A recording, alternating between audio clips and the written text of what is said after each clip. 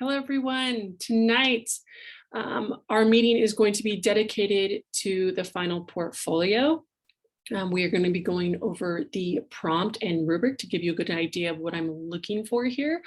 But before we do that, I do want to make several announcements. The first one is regarding our Unit 3 essay that is due tonight. Many of you have already turned this in. They look fantastic. And I can't wait to look over everyone's. And the announcement that I want to make is that the feedback for these is going to look a little bit different, right? In the past, I've always provided specific feedback on your paper and comments, and I've also provided feedback on the rubric. Due to the nature of the assignment as well as time sensitivity, I'm only going to be leaving feedback on the rubric. If necessary, right? For most of you, it's only going to be on the rubric, right? Mostly because for this assignment, you either had all the required material and you're getting an A or a B, or you're missing key elements and you're in the C or maybe not passing range because of those missing elements, right? There really are no like right or wrong answers for this because it's all about your design choices and the reason behind why you made those choices. So again, it's not based off of being right or wrong, because again, there is no right or wrong answer. It's more so about, did you include the information that you were required to include, right? Did you reflect on your design choices? Did you tell us the difference between the written and visual arguments? Did you tell us which PSA was the best and why the other one and why the other ones were less effective? And did you set it up in like an essay format, right? As long as you did all of those things, including your 4 PSAs, you're probably going to get an A or B on this. Okay, another reason why I'm only giving feedback on the rubric for most of you is due to time, right? We're done with this class next Friday. That's a week and a half away. And if I write feedback on everyone's paper, it's going to take me at least a week to finish these. I want to give you guys enough time to revise if that's something that you want to do. So most of you, if you're in the A or B range, you're only going to get feedback on the rubric. If you fall into the C or below range, I will attach a document with specific feedback so that you can make changes to get into that A or B range. Okay, so if anyone has questions about that, let me know. Be happy to answer those. I also want to let you know that I am also not going to be holding a meeting next week. That it's our last week of class. We have a lot going on. We're going to be in the thick of our final portfolio, right? You have to do revisions, you have to write a cover letter. So I want to make sure that you're dedicating the majority of your time to doing that, right? And plus I'm going to be covering all of the required material tonight, so we really won't need to meet. So because we're not holding that meeting next week, feel free to schedule even more meetings with me, right? I'm here to help you as well. Utilize that time. If you are looking forward to a meeting next week, schedule a meeting with me at that time next week, right? I'm here to help. Okay, with that out of the way, let's go ahead and get into our final portfolio. I'm going to go ahead and share my screen with you, and we're going to go ahead and take a look at the prompt and the rubric. Okay, so if we go into our final portfolio and we pull up our prompt, give it a minute to load. There it is. Let me zoom in here a little bit. Okay, so there are essentially 2 parts to this final portfolio. I know it's listed second, but this is actually going to be the first thing that you're going to work on, because you need to complete this step before you can actually write your cover letter. So I want to talk about those first. So the first thing that you're going to need to do is you are going to need to revise your Unit 1 and Unit 2 essay. Unit 3 is not an option. Okay, so it needs to be your Unit 1 and your Unit 2 essay. Okay, you're going to be making revisions to both of those. One of those needs to be a polished revision, meaning that you're making small changes, right? Mostly just like cleaning up your essay, making it sound better, fixing grammar, things like that, fixing citations. Okay, more of an edit. You'll learn about that on Friday if you haven't read that reading already. And then one of them needs to be a substantial revision, meaning that you're making major changes to your essay. And that's, again, more of a revision that you're going to, again, read about on Friday. So let's kind of just briefly look at what the difference between those two are. Okay, a substantial revision usually includes like adding 1 or 2 pages of new or revised ideas, rewriting a significant portion of the essay, maybe including new sources, reframing your argument or changing it. So like, for example, maybe in your Unit 2 essay, your audience wasn't really clear and it was kind of muddled and it was, we weren't really sure who it was to, like really focusing in on that audience and adjusting your writing to that audience. That's a substantial revision, right? That takes some work to do that, right? And to help it match your audience, something like that. Okay, so some good things to do here are to like revisit the feedback that I've given you on your papers, right? Go back to my grades, look in the comment sections, find that document that's listed under your name, right? For me, my document would be jessica.docs, right? Because that's my name. It'll be in your name. Look at that, pull it up, look at those comments. Those should guide you in some revisions there. Okay, feel free to also make some of those edits in here as well, right? You're trying to make this the best version of your paper as possible. For a polished revision, again, these are just a little bit smaller changes, things like adding topic sentences or moving some paragraphs around, maybe editing some sentences for style and clarity, fixing up some grammar, some in-text citations, things like that. Okay, so again, one of your papers absolutely has to be a substantial revision. One of them does.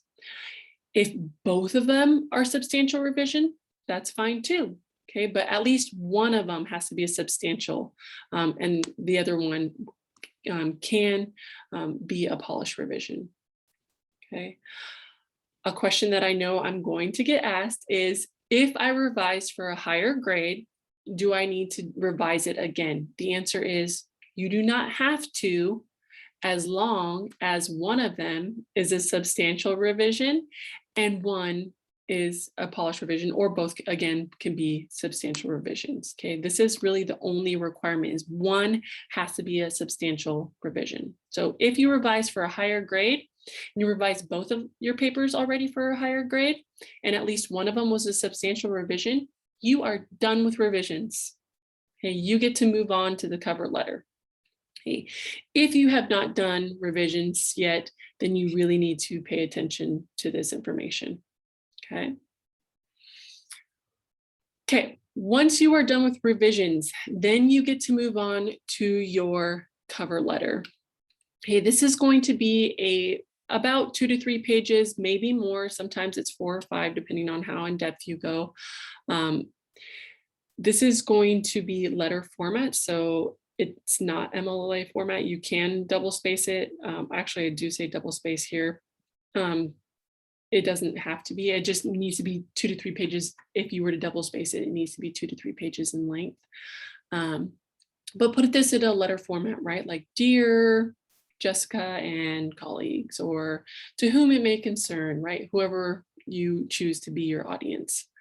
Okay, but essentially what you're going to do is, after you've done your revisions, you are going to write a highly detailed, thoughtful reflection on your labor in this class, on your sense of yourself as a writer, on the learning behind the writing that you've done, on what conscious, deliberate connections you make to work you will be doing next semester and in your future academic, professional, and/or personal lives and career, right? So we're kind of reflecting on everything and making some small arguments. Okay. This is key here. Imagine that you are writing to someone who doesn't know you or your work, right? So you need to be somewhat detailed here in what you're discussing. And you want to show that person all you can about the labor, time, and energy, because we know it's been a lot, that you've invested and what you've written and learned through using your own included pieces as evidence. Okay, so you're going to be taking evidence from your Unit 1 and Unit 2 papers to show that you've done the work.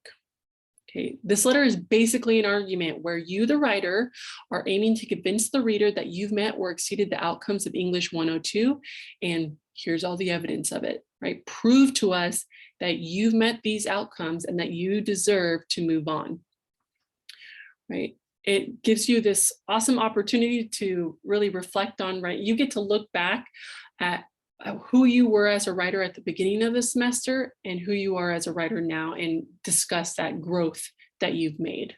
Okay, that's essentially the purpose of this cover letter, right? To almost kind of brag to us like, hey, I did all this work, look at me now. This is what I can do now. Okay, again, write this in a letter format. You can address it to your class colleagues, me, Jessica, or both. Your portfolio may be chosen at random, right? I don't choose these. I have names that are sent to me that I have to turn in. So it may be read by other English instructors, but rest assured that your name stays anonymous when the other instructors are reading these, and it will not affect your grade at all. Okay, but just know that there is a potential for this to be read by someone else.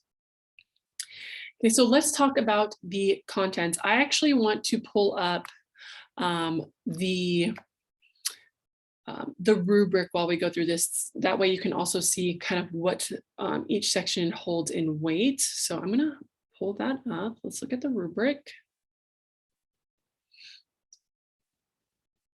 Okay, so same sections. Okay, so those revised essays are worth 30% of your grade for the final portfolio. Essentially, as long as you have made a substantial revision and a polished revision and both of your essays are passing, you'll pretty much get all of these points, or at least close to all of these points. It kind of depends on how much revising you did. Okay.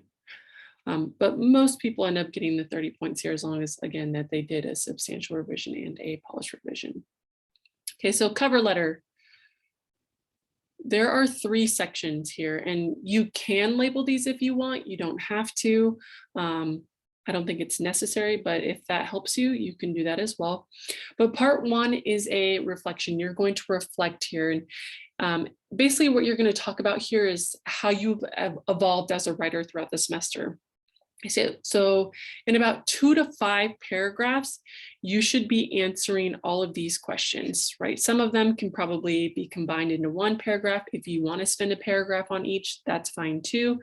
That just makes it more detailed, right? And the more detailed it is, the more points you'll get here. This section is worth 15 points. Okay, so basically what I want you to answer here is kind of, what kind of writer were you at the beginning of the semester? And how has that changed over the last 8 weeks? Okay, what have you learned about writing this semester, right? Try to be specific here, like what are some things that are really going to stick with you about writing that you've learned this semester? Okay, then you will tell us about your portfolio. You'll kind of set us up, telling us, how you started on it, how much time you spent on it, what you're proud of, what you struggled with. And then you'll take us through each substantial revision, like what substantial revisions did you make? Be specific there. Tell us what changes you made to whichever essay that you ended up revising there. Same thing with the polished revision. What changes did you make and why? Right? And what does that demonstrate about you as a writer? Okay, so again, answering these questions, again, you can spend a paragraph on each. You can combine some of them together, but in total, it's probably going to be about 2 to 5 paragraphs here. Okay, worth 15 points. Part 2, this is the most important section. This is the explain. And this is where I really, really, really would love for you to go in depth and be especially convincing, because this is like the most important information. Here's where you're going to make an argument and back it up with evidence, right? Think piece paragraphs, like I'm claiming that I'm doing this, and here's how I can demonstrate that, right? In this section, you are going to be asked about 4 of our course outcomes, and you need to tell us how you have met those outcomes. okay, by pointing back to your Unit 1 and Unit 2 essays to show and to prove that evidence that you have met these outcomes, right? Prove to us that you now possess these skills or that you have strengthened these skills. Okay, so for example, the first one, explain to what extent the portfolio demonstrates your ability to produce writing that makes a claim and supports it with sustained, specific, organized, coherent, and unified evidence, whether the writing is self-generated or research. That is your Unit 2 essay, right? That entire essay was about making claims and supporting it with evidence. So you would probably discuss your Unit 2 essay here and how that Unit 2 essay demonstrates this skill.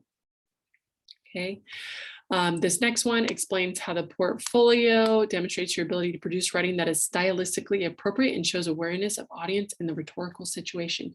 This could probably be either one, but probably again, even more so Unit 2, because you had to choose a specific audience, right? So again, show us how that Unit 2 or even the Unit 1, because you saw it in audience there, how did those papers show that you can adjust your writing for your intended audience in the rhetorical situation. Okay, next one, explain how you've learned to incorporate others' ideas into your writing. Again, this is both Unit 1 and Unit 2. Those were both research-based. So tell us about what you can do. What did you learn about quoting, paraphrasing, summarizing? Like how is that demonstrated in your papers? And what did you learn about those? Okay, prove to us that you have those skills. Where can we find that in your writing? And the last one, explain what you've learned about to locate, evaluate, organize, and use research. Again, Unit 1 and Unit 2, because you were required to conduct research here. So tell us, probably you're going to focus more on Unit 1, maybe. I know I probably would, just because that one was all about locating, evaluating, and organizing that information. But Unit 1 and Unit 2 can both fit into this category, right? Where can we see this in your writing? Okay, and what did you learn about it? Okay, so again, you should have minimum 4 paragraphs, at least 1 paragraph per outcome. Okay, at least 1 paragraph per outcome. Really do some convincing here. Tell us how you've had this skill. Point us to where we can see that in your writing, right? Provide that evidence. Convince us that you have these skills. Okay, 25 points. Last section is project. This is the part of the letter where we are going to focus on the future, right? We're going to look at what we've learned and we're going to think about how we can use these things moving forward, whether that is in our academic career or in our personal life. Like for example, for most of us, you're going to continue writing throughout college, right? So you can use a lot of these writing skills in future college courses, right? You now know how to conduct research. You're more than likely going to conduct more research in your college career. You now know how to write an argumentative piece. You may come across that again. Okay, but also I want you to think about, what are some skills that I learned this semester that I can use in my everyday life as well. For example, maybe you come across something that someone shares on Facebook, and you know that you need to evaluate the source before you go and spread or share that information. Okay, so you now know to look at that. Or maybe you tend to get into a lot of heated arguments at the family table. You now know that arguments are meant to be like respectful conversations, right? Where you bring evidence to the table in order to make your argument. So maybe now that's how you're going to approach arguments in the future within your family dynamic or with your friends or whatever it is, right? That you know you're always going to back up any argument you make with evidence, and you're going to try to keep that respectful tone and really analyze the rhetorical situation and know your audience when presenting information. Right, so think about, how can I use these skills moving forward, right, outside of this class? Okay, and then you're going to end with, if you could only remember 2 things about English 102, what are those things and why? Okay, so what are your 2 biggest takeaways from this class and why? Okay, so that one is worth 10 points. Okay, this one, probably 1 or 2 paragraphs, right? You could write one on each bullet point, or you can combine them into 2 paragraphs. Okay, we have structure and tone here. This is 10 points. This is going to be based off a standard essay structure, right? That it flows from beginning to end. It makes sense, right? You can use the outline, but the outline is essentially just these bullet points. Okay, so that will ensure that you have everything that you need, but you also need to remember to make transitions between each bullet point or each section that you move on from. Okay, tone, make sure that you take into consideration who your audience is. In this case, it's probably English 102 instructors for the most part, and maybe other 102 students. But I also want you to remember that these people have not seen your writing before, right? So you really probably need to be a lot more detailed for them to be able to understand what you're talking about. Okay, so think about that as you're writing. Okay, when I say Unit 2 essay, are most people outside of this class going to know what that is? Probably not. So you might need to give a little bit of background context to what that is. Okay, so think about those kind of things when you're writing. Okay, this does have a minimum of 2 to 3 full pages. However, if you are doing the proper amount of reflection and convincing here, right, in your argument, it's probably going to be closer to 4 full pages, right? The more detailed you are, the more points you're going to earn here. Okay, so expect it to be closer to 4 if you are properly answering each of these questions. Okay, and then grammar mechanics, again, that's based off of readability. How easy was it to read? Are there things that I get tripped up on or common noticings? So this is usually on a scale of 1 to 10. Usually you fall somewhere in the 7 to 10 range. Okay. Let's see. So expectations and how you can fall into each one. So if you were in the below expectations, this is generally like if you did not do a substantial revision, or maybe you never revised an essay, so it's not currently passing, it's going to fall into below expectations, right? You're not going to get the full points for that. When it comes to the cover letter, maybe you left out required content, then you're probably going to fall in the below expectations. Like maybe you left out the information about your portfolio and like what changes you made in your portfolio, in your revisions. Okay, so that would get you into the below expectations. Meets expectations means that you did the proper amount of revising, so you did at least a substantial and a polished, and that you answered each of the questions, right? You adequately provided all of the information that I was looking for. Okay, and then exceeds expectations, that means, again, you met the requirements for the revisions and you answered each question thoroughly, right? You really put in the effort here to be extra convincing about your argument and your reflection and what you intend on doing in the future with this class. So it's kind of just almost like an effort thing here. Okay, so most people do pretty well on this cover letter as long as you make sure that you answer all of the questions. Right? As long as you answer all the questions, you're going to most likely get a B or an A on the paper. Okay, so that is the goal. Okay, so again, first things first, you should be revising first, because again, you won't be able to write that first reflection until you finished your revisions. Once you do that, go through the cover letter, start answering those questions. You can probably answer some of those questions before you revise, but I highly recommend getting started on this as soon as possible. Your rough draft for this is going to be due on Monday. Now, I don't have any requirements about length or anything like that for the rough draft, But as we all know, the more information that you can provide for your rough draft, the better feedback you are going to get, right? Because you can only get so much feedback when you only give this much information, right? When you have all the information, you can get much better feedback. So get started on these final portfolios ASAP, okay? If you have any questions, let me know. I'm available. Email, we can set up meetings. I'm here to help. Okay. You also have Ellie and Harrison to help you as well. You're going to be doing a tutor interaction with them through the final portfolio as well. So kind of start thinking about, okay, do I want to use Ellie and Harrison or one of the other tutoring options to help me make my revisions?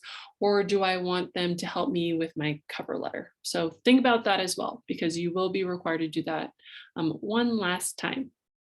Okay, so again, any questions, feel free to reach out to any of us. Other than that, have a great night, everyone.